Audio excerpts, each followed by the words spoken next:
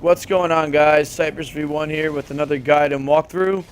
This time we're going to go over how to defeat Crota in the Crota Zen raid and the Dark Below expansion for Destiny. And here's what you're going to want to do. First and foremost, you definitely want to have 3 Galahorns in your fire team. That makes taking down Crota's shield extremely easy. Second, you're going to want to have a guy dedicated to sword duty. Then that guy has to be level 31. If he's not 31, you won't do enough damage to Crota to kill him before he enrages. In other words, you'll fail. Now I'm going to discuss fight mechanics so that you know what to expect when you're actually doing this with your fire team. First thing that's important to know is that once you summon Crota, you will receive a debuff called Presence of Crota. What that does is disables your character's ability to regenerate hit points when out of combat. In other words, don't take any damage or don't die. If someone does go down and you guys are already outside of this main room here, Crota will begin to summon his Oversoul. Oversoul's Gaze. Basically, when that happens, you either have to shoot the planet behind him or the big ball that's summoned behind him. If you do not do that, the Oversoul will wipe the entire fire team. So, in other words, you really don't want anyone to die during this fight.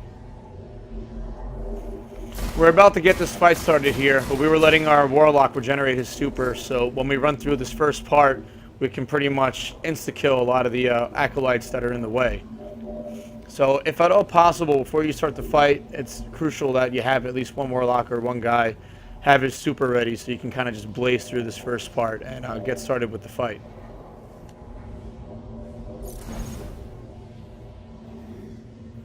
If you're lucky enough to be playing a hunter, you definitely want to be a blade dancer and have shadow jacks on just so you minimize taking any damage during the fight. It also helps when your teammates kind of goof up and need to be revived. You're usually the guy to do that. You just pop your shadow jacks or your vanish on your super and just go and resurrect them before your whole fire team wipes.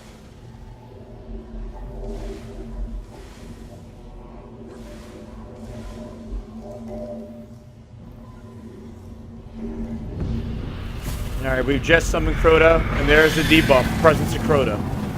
If you are a hunter, you want to kneel for Shadow Jacks precisely 5 seconds after he spawns. So right about there. Count down to 5. Then you crouch, and you'll be invisible when you go through this first part. You have your Warlock guy super them for heavy. There we go. No heavy ammo for me, but whatever. Just need to get by this. After your whole fire team's out, your sword guy goes for the chalice, while everyone else goes middle bottom. If anyone took damage during that beginning part, they'll toss around the chalice so everyone heals up. I'm gonna make sure I have heavy for Crota. I'm one of the Galahorns for the fight.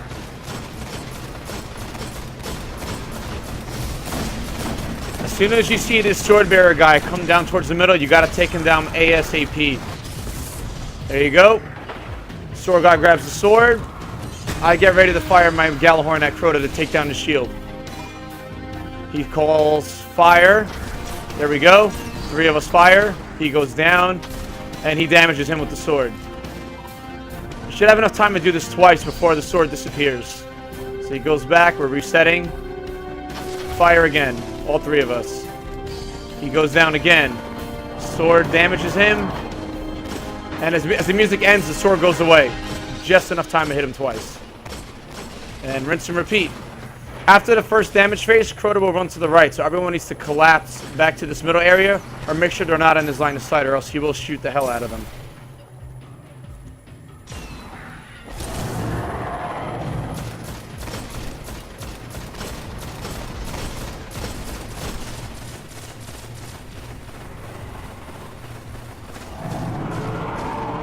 Usually about 45 seconds to a minute after Crota goes to the right, the sword bearer will respawn. If you have someone constantly jumping, you'll see him pop out of that center door. That's where he comes out of, the sword bearer. Once he's out, there he is, he's to the left. Once he's out, try to draw him in so you can take him down as quickly as possible. Here he comes. Take down the sword bearer as quickly as possible. Now, we like attacking Crota when he's in the middle because it's very consistent and very easy to get to him. So we're going to wait for Crota to run back to the middle before we pick it up. He should be going back to the middle pretty soon. We're watching him. And he's gone. He's going towards the middle. Sword guy goes, grabs the sword. Gallahorn team, get ready. He jumps to the middle platform, calls fire, we shoot. Crota goes down, and he DPS's him. Actually, we goofed up there. So this is what happens if someone dies. Oversoul's gaze, you gotta shoot that planet behind him. We were able to save this run and still be able to kill Crota, even though we goofed up. So now, somebody has to revive him. After every 2 Swordbearer phases, Ogres will be summoned. So we need to grab him either before or after Ogres. If he's not ready to be revived, it's safer to wait till after you kill the Ogres, because they will wreck you if you try to go out there. Now, it looks like what happened there is one of our rockets either hit the Swordbearer as he was jumping up, or collided with one another and exploded early, which is why Crota didn't go down. Hence, this is the reason why our Swordbearer got killed. But that's alright, we'll salvage this run.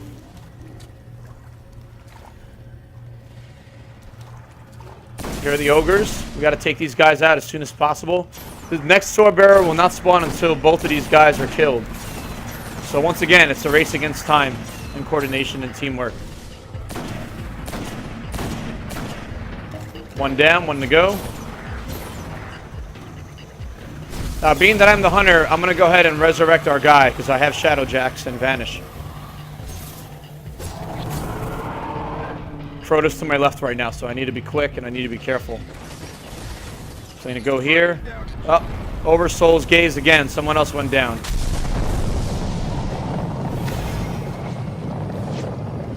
Thankfully, my fire team was on top of their game and they were able to once again salvage this run. So I'm going to wait here for this guy to be ready to be resurrected, and we'll continue with the run. As you can see, doing it this way gives you a lot of time, even with mess ups. We're able to salvage this run twice, and we're still going to down Crota, as you'll see. Swordbearer's up, so we're trying to focus fire him ASAP so we can get on with the fight. Swordbearer needs to be taken down. He goes down. Swordbearer grabs it. Crota's in the middle, perfect. And Gallahorn's away. Now. Swordbearer goes up, damages him. Able to get in 4 hits that time. Nice. And one more time. I fired an extra one just in case. Oh, good thing I did. Yeah, our guy almost got hit. One more damage rotation and Crota is toast. Now, as you can see, Crota returned to the right side, so that's pretty much his path of movement during this fight. The fight will start, he'll be in the middle, then he'll go to the right, then he'll return to the middle, then he'll go to the left. Every time he goes to the left, he will summon Ogres. You want to ideally finish this fight by or before the second Ogre phase, because by that time, he'll be really close to being enraged. And if he gets enraged, 99% chance you're not going to beat him when he's enraged. We're just waiting it out here, waiting for him to go back to the middle. I'm waiting for the Swordbearer to spawn so we can finish this guy.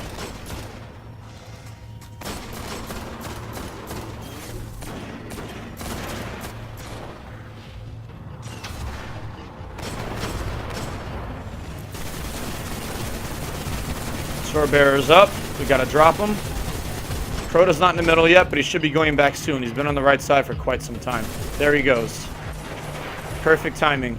That's what this fight's all about, timing.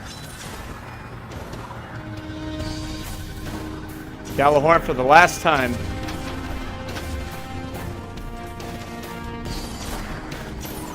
There you have it. Crota's toast. So I'm going to show you some items after this video is over that I collected on my other 2 characters. I hope this helps you in defeating Crota. And right on, guys. If you have any questions or comments, feel free to hit me up on PSN Network at Cypress V1.